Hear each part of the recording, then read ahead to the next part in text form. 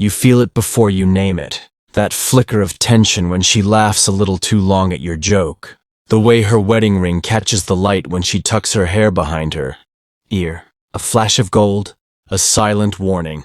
Yet instead of repelling you, it pulls you in deeper. Why? Because desire isn't logical. It's primal. And somewhere in the recesses of your mind, Carl Jung's theories whisper the uncomfortable truth. What you resist persists. This isn't about morality. It's about psychology. The hidden forces that shape attraction. The unconscious scripts we follow without realizing. Let's dive into the forbidden. Number 1. The forbidden fruit effect. Why off-limits ignites obsession. The moment something is forbidden, the unconscious mind assigns it value. This isn't just social conditioning. It's wired into human psychology. Jung called it the shadow, the repressed, denied parts of ourselves that we project onto what we can't have. A married woman represents a boundary, and boundaries, to the unconscious, are challenges. The more she is untouchable, the more the mind constructs fantasies around her. It's not her you crave, it's the taboo itself, the thrill of crossing a line. Number 2. Proof of value, the pre-selected woman. In tribal societies, a woman chosen by a high-status male gained social proof. Modern men don't think in these terms consciously, but the instinct remains. If another man committed to her, she must be valuable. This isn't about logic, it's about perceived scarcity. Her marriage acts as an invisible stamp of approval, triggering a competitive impulse. Jung called this archetypal possession, the idea that we unconsciously want what others have, simply because they have it. Number 3. The confidence of security. A married woman often carries an unshakable calm. She isn't anxiously seeking validation, she's receiving it at home. This creates a magnetism that single women, caught in the chaos of dating, sometimes lack. Jungian theory explains this through anima projection, the idealized feminine energy. Men project onto women who embody security. She isn't just a woman. She's a symbol of emotional stability. Number 4. The no-strings fantasy. For some men, the appeal is the illusion of zero responsibility. A married woman, in theory, can't demand commitment. This creates a fantasy of pure pleasure. No expectations, no future, just intensity. But here's the psychological trap. The moment she becomes available, the fantasy collapses. Jung warned of this. The unconscious doesn't want reality. It wants the idea. Number 5. She knows what she wants, and that's terrifying and exciting. A married woman has likely moved past the insecurities of early relationships. She knows her body, her desires, her boundaries. This maturity is intoxicating to men tired of games. Jung linked this to the Great Mother. Archetype, the feminine that nurtures but also devours. She isn't a girl, she's a woman, and that power is irresistible. Number 6. The seduction of emotional stability. Dating is chaos. The uncertainty, the games, the emotional whiplash, it's exhausting. Then enters her. A married woman carries herself differently. She isn't frantic for validation. She isn't dissecting texts or playing hard to get. She's settled.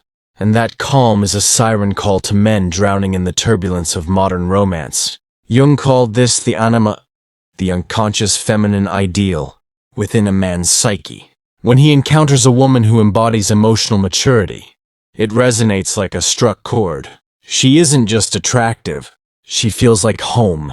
But here's the catch. She isn't home for you, and that's why the pull is so strong. Number 7. The caretaker energy. Why nurturance is an aphrodisiac. A wife, and especially a mother, exudes a warmth that single women often don't. Not because they're incapable, but because they haven't been socially conditioned into that role yet. There's a reason men fantasize about the older woman, the experienced lover, the wife of a friend. It's not just about sex, it's about the energy she carries, the way she knows how to comfort, how to listen, how to make a man feel like more than just a provider or a conquest. Jung linked this to the mother archetype, the primal force of nourishment and safety. But when this energy is eroticized, it becomes dangerous. Because now the desire isn't just for pleasure, it's for wholeness. And that's a hunger no affair can satisfy. Number 8. The taboo thrill. Why forbidden feels like fate. Some men don't just want her, they want the risk. The secrecy. The adrenaline of stolen glances, coded messages, the fear of getting caught. Jung called this the shadow dance, the unconscious attraction to what society deems wrong. The more a man represses his own wild, untamed instincts in daily life, the more they surge forth in hidden ways. An affair with a married woman isn't just about sex. It's about rebellion. But rebellion against what? Against monotony. Against responsibility. Against the parts of himself he's locked away. That's why these affairs rarely last. The thrill isn't in the woman. It's in the transgression. And once the transgression becomes routine, the magic fades. Number 9, she's not chasing, and that's the ultimate power move. Single women in the dating pool are often, consciously or not, evaluating, testing, and measuring a man's worth. A married woman? She doesn't need to. And that lack of need is intoxicating. Jungian psychology explains this through projection. When a man sees a woman who isn't seeking his approval, he gives her his approval freely. She becomes a mirror for his own unmet desires. What would it be like to be wanted without effort? To be chosen without auditioning? But this is an illusion. Because the moment she does chase him, the spell breaks. Number 10. Better conversation and the maturity mirage. Let's be honest, many single women in their 20s and early 30s are still figuring themselves out. A married woman, by contrast, has often settled into her identity. She speaks with certainty. She doesn't giggle nervously or seek validation mid-sentence. She knows things about men, about relationships, about life. This creates the illusion of depth. But Jung warns us, not all that glitters is gold. Just because she's articulate and composed doesn't mean she's available, emotionally or otherwise. Many men mistake a married woman's ease for compatibility, when in reality, it's just the confidence of someone who isn't invested in him. And that lack of need is intoxicating. Jungian psychology explains this through projection. When a man sees a woman who isn't seeking his approval, he gives her his approval freely. She becomes a mirror for his own unmet desires. What would it be like to be wanted without effort? To be chosen without auditioning? But this is an illusion. Because the moment she does chase him, the spell breaks. Number 10.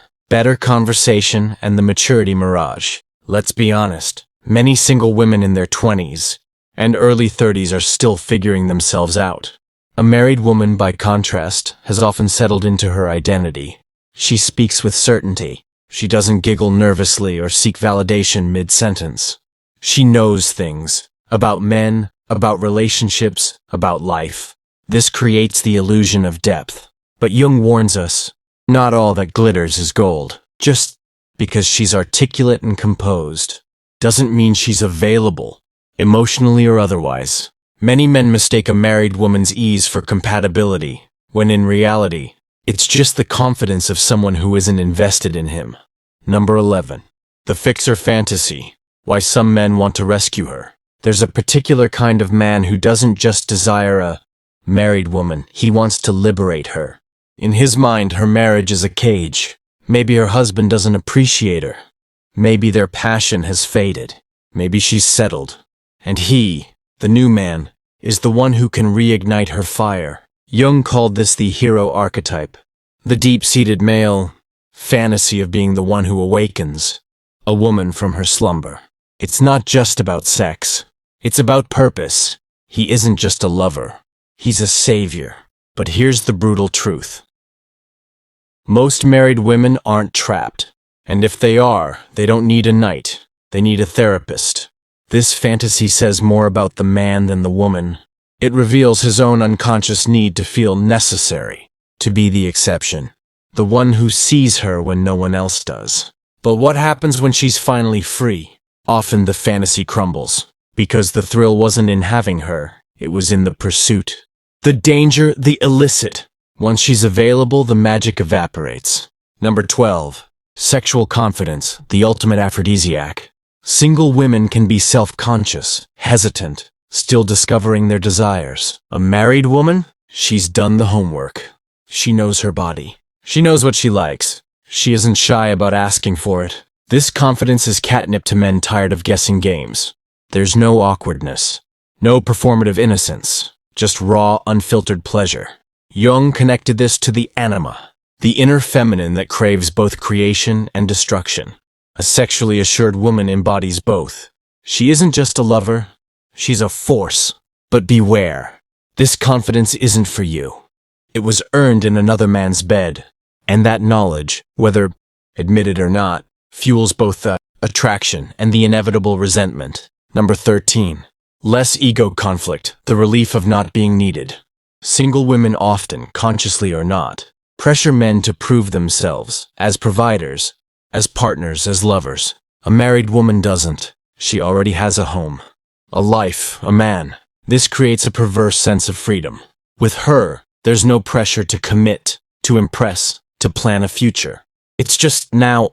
Jung warned of the puer aeternus, the eternal boy who flees responsibility. For this kind of man, a married woman is the perfect escape. She offers passion without consequence, intimacy without obligation. But this is a mirage, because the moment he starts needing her, the dynamic shifts, and suddenly he's no longer the carefree lover. He's the other man. Number 14. Low-maintenance attraction, the beauty of no games. Dating is exhausting. The texting rituals, the unspoken rules, the constant evaluation. A married woman cuts through the nonsense. She doesn't have time for mind games. She's direct. She's present. She's real. This authenticity is intoxicating.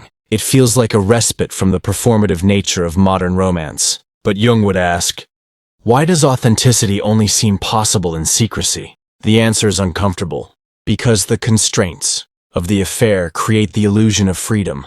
The walls of her marriage force a rawness that vanilla dating often lacks. But this isn't sustainable, because eventually, someone catches feelings, and then, chaos. Number 15. Symbol of ultimate femininity. Why wifehood is hypnotic. Marriage in the male psyche isn't just a contract, it's a transformation. A single woman is potential. A wife is realized. There's something mythic about a married woman. She's been chosen, claimed, sanctified. This triggers something deep in the masculine, unconscious, the allure of the forbidden goddess. She isn't just a woman. She's a symbol of femininity in its highest form. Jung linked this to the sacred prostitute archetype, the idea that the most erotic woman is also the most untouchable. But symbols aren't meant to be possessed, and that's the tragedy of this craving. The more she's idealized, the less human she becomes. Number 16, the mirror effect. She's not the addiction. You are. Here's the uncomfortable truth Jung forces us to confront. When you crave a married woman, you're not craving her. You're craving the parts of yourself you've disowned. Her forbiddenness mirrors your own repressed desires. Her emotional stability reflects your hunger for inner peace. Her unavailability mimics your own fear of true intimacy. Jung called this projection, the psychological trick where we cast our unconscious material onto others. The stronger the attraction, the more it signals something within you that demands attention. Ask yourself, what does wanting her allow me to feel that I normally deny myself? If I could embody the traits I admire in her, who would I become? What am I really running from by fixating on someone I can't have? This isn't about morality, it's about awareness. Until you face these questions, the pattern will repeat. Number 17. Why these affairs destroy everyone, including you. The fantasy promises euphoria. The reality delivers devastation. The fears to our torn loyalties, shattered trust, lifelong consequences. For her family. Collateral damage in a war they didn't start. For you. The hollow aftermath of conquest without meaning.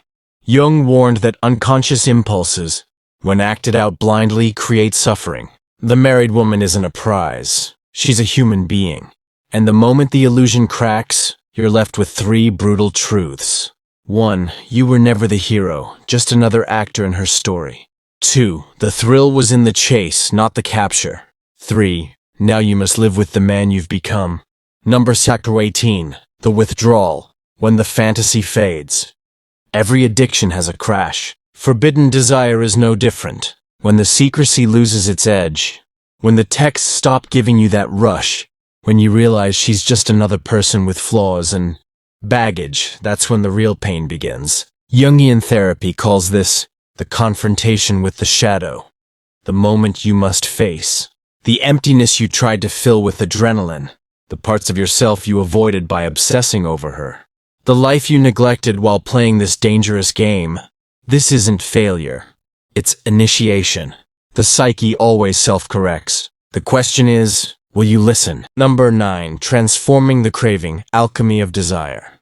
The energy isn't the problem, it's what you do with it.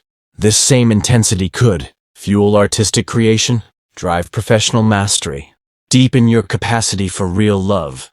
Jung's concept of sublimation offers the way out, redirecting forbidden energy into something transcendent. Ask yourself, what project have I neglected that demands this level of passion? What greatness could I achieve if I invested this focus into my purpose?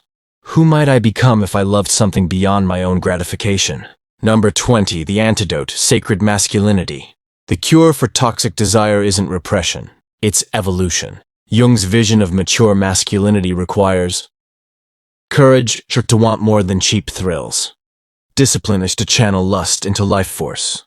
Honor, to respect boundaries, hers and yours.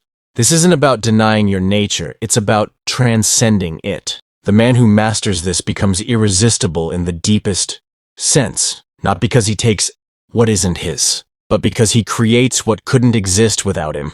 2 paths await. 1. The shadow path. Keep chasing illusions, mistaking intensity for meaning, until one day you wake up a stranger to yourself. 2. The integrated path. Face your shadows, reclaim your power, and turn this hunger into fuel for a life so compelling that forbidden fruit loses its appeal. Jung's final lesson?